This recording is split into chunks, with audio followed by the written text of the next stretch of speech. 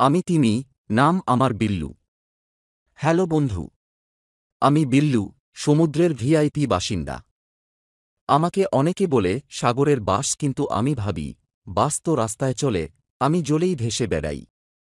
আমার জীবন একেবারে সিনেমা। প্রতিদিন সকালে আমি ৪০০ লিটার পানি গিলে ফেলি।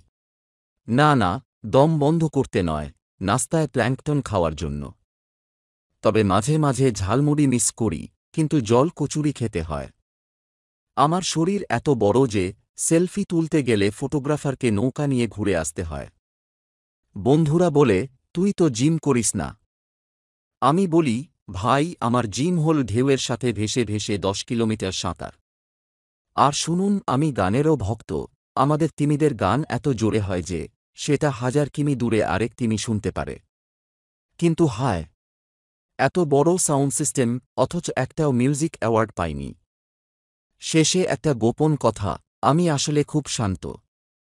কিন্তু কেউ যদি আমার দিকে হারপুন তাকায়, তখন আমি ভাবি, মানুষরা বুঝি এখনও সিফুডের বদলে ফাস্টফুডের যুগে আসেনি।